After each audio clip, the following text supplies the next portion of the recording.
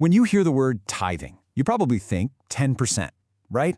But what if the original idea was a whole lot richer, a whole lot more complex?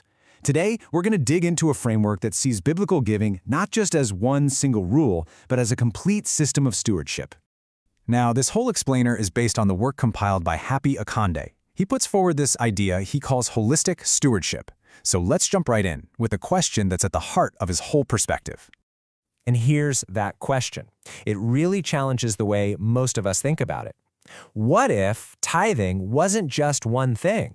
What if it was actually 3 different things, all working together as part of a bigger system, each with its own unique job to do? And that simple question brings us to the core idea we're talking about today, holistic stewardship. You know, this view sees tithing as so much more than just a financial transaction. It's more like a complete social and spiritual ecosystem. And it's designed to do 3 huge things all at the same time: to honor God, to support the ministry, and really importantly, to provide a social safety net for the whole community. So here's our game plan. We're going to explore these 3 distinct tithes one by one. The festival tithe, which is all about family, the charity tithe, which focuses on the vulnerable, and the Levitical tithe for the ministry. Then we'll bring it all together to see how they create this amazing balance. All right, first up, the festival tithe. And this one, well, it's all about the family. It's really rooted in celebration and community.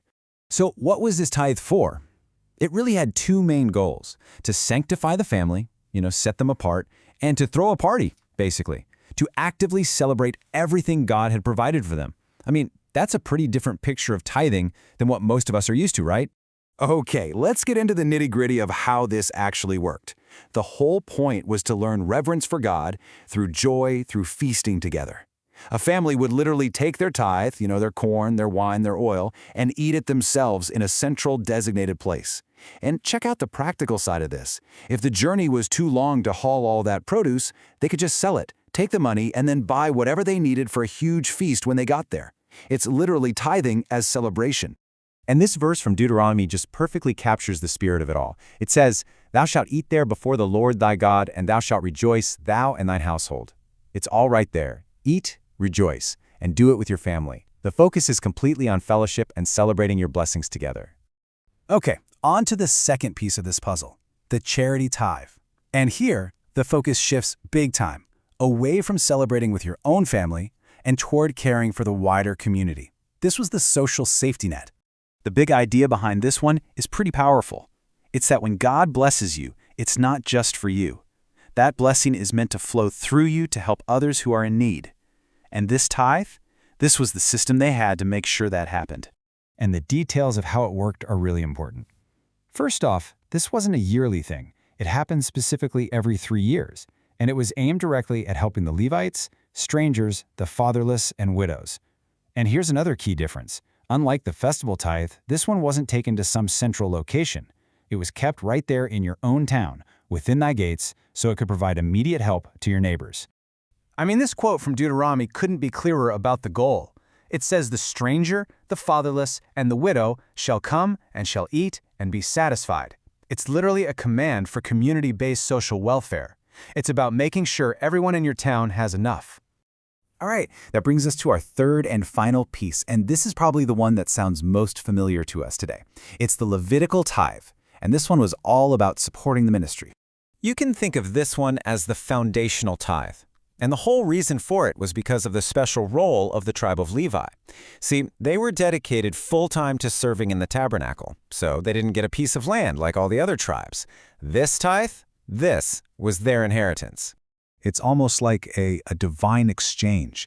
God basically says that tithe is mine, and then he gives it to the Levites as their salary for the work they do. And we're not just talking about one priest here. This supported the entire religious infrastructure. We're talking priests, singers, gatekeepers, musicians, the whole shebang. In the book of Numbers makes this super explicit. It says, "I have given the children of Levi all the tenths in Israel for an inheritance, for their service." It's a straight-up, practical system to provide for those in full-time ministry.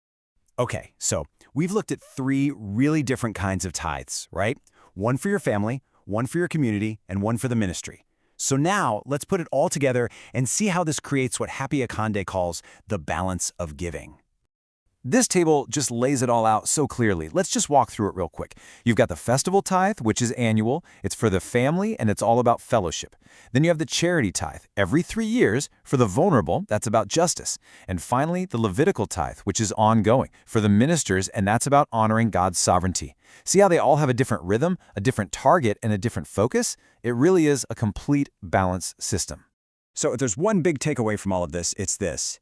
In this framework, biblical tithing is all about balance. It's not just one simple thing.